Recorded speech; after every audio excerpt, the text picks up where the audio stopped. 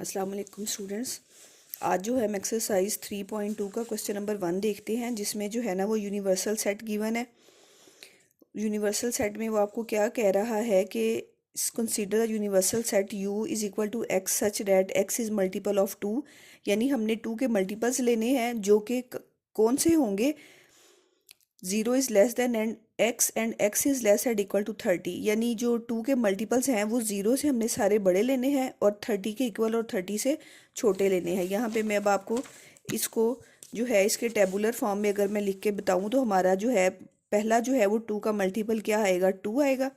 उसके बाद 4, 6, 8, 10, 12, 14, 16, 18, ऐसे जो है ये चलते जाएंगे और लास्ट वाला क्या होगा, आपके पास 30 होगा। ठीक है, इसी तरीके से ए सेट आपको दिया हुआ है। ए सेट में वो क्या कह रहा है, x such that x is multiple of 6। अब हमने इस यूनिवर्सल सेट में से क्या लेने हैं, 6 के मल्टीपल्स लेने हैं। ठीक है, जो कि कहाँ से शुरू होंगे, 0 और 30 के दरमियान में जो भी 6 के मल्टीपल होंगे वो क्या होंगे, ए सेट के इक्वल होंगे। इसी तरीके से जो बी सेट गिवन है वो क्या कह रहा है कि x such that x is multiple of 8, यानी अब हमने इस यूनिवर्सल सेट में से सेट बी निकालना है जो कि किसके इक्वल होगा, 8 के मल्टीपल्स के इक्वल होगा। वो भी कहाँ से शुरू होंगे, ज़ाहिर है 8 से शुरू होंगे और 30 से जो बिलो होंगे 8 के मल्टीपल्स वो जो है वो लिख दिए जाएंगे। हम इस क्वेश्चन के अकॉर्डिंगली इसका फर्स्ट पार्ट करते हैं। वो कहता है list all elements of sets A and be in tabular form, के जो तमाम जो एलिमेंट्स हैं ए और बी के इन टेबुलर फॉर्म में लिखे। तो यहाँ पे ए जो है वो आपका टेबुलर फॉर्म में लिखेंगे तो क्या आएगा, 6 के मल्टीपल्स। तो पहला 6 का मल्टीपल क्या है, 6, फिर 12 आ जाएगा, 18, 24 एंड लास्ट जो है वो क्या है, 30। ये आपके पास जो है वो ए के टेबुलर फॉर्म आ गई। इसी तरीके से जब हम बी सेट को डिफाइन करेंगे तो बी सेट में वो आपसे क्या कह रहा है, x such that x is multiple of 8। 8 के मल्टीपल्स हम लिख देंगे। पहला जो है वो 8 आएगा, नेक्स्ट 16, नेक्स्ट जो है वो क्या आ जाएगा, 24। इससे नेक्स्ट जो अगर हम 8 का मल्टीपल देखते हैं तो वो ग्रेटर देन 30 यानी 32 होता है, तो वो जो है वो इसमें शामिल नहीं होगा। ये आपका फर्स्ट पार्ट है। उसके बाद जो है वो सेकंड पार्ट हम इसका देखते हैं। सेकंड पार्ट में वो आपको कह रहा है find A intersection B.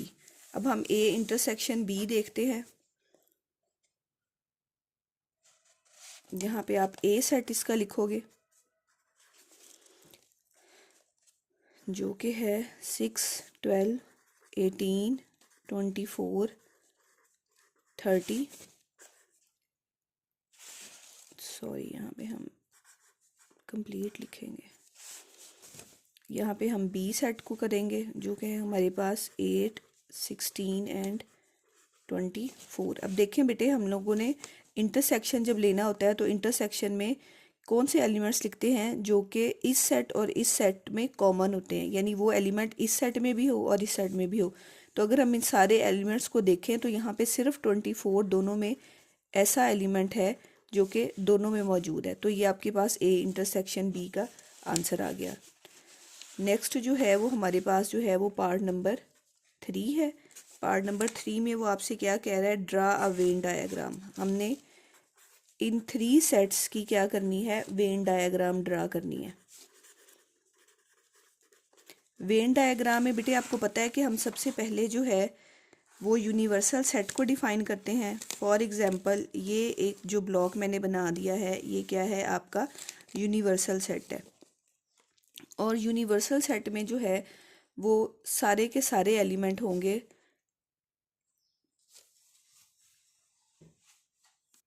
Universal set में। बेटे ये वाले जो हमने ऊपर डिफाइन किए हैं ना, ये सारे एलिमेंट जो हैं वो इस यूनिवर्सल सेट में जो है वो मौजूद होंगे।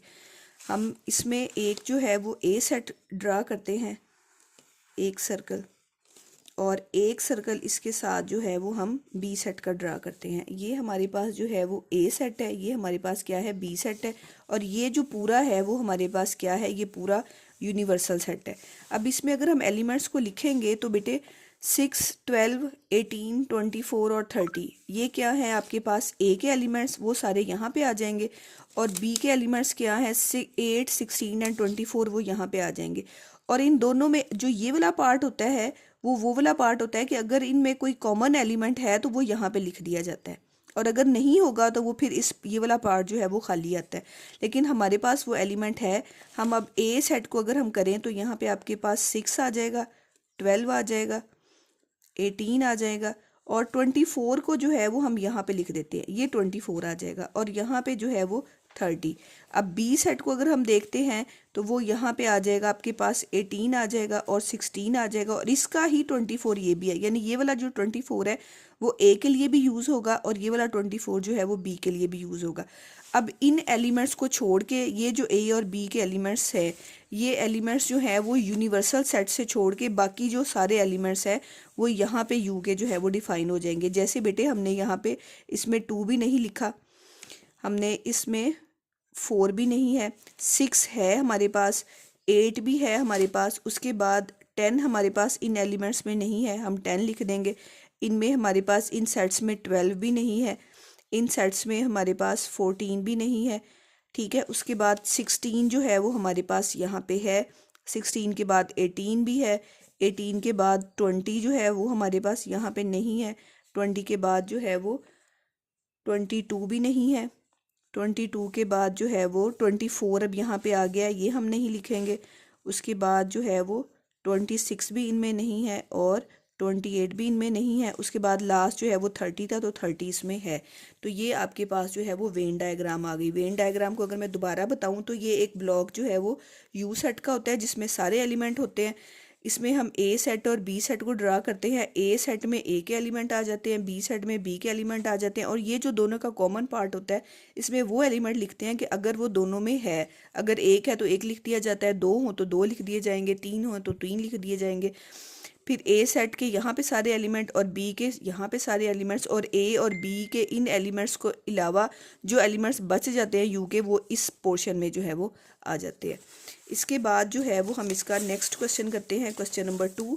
क्वेश्चन नंबर 2 में वो आपसे क्या कह रहा है कि let u is equal to x such that x is an integer and x is greater than 0 and less and equal to 50। यानी ये जो हमने x इंटीजर्स लेने हैं वो 0 से बड़े होंगे। अब 0 से बड़ा इंटीजर क्या होता है, 1 होता है बेटे, ठीक है।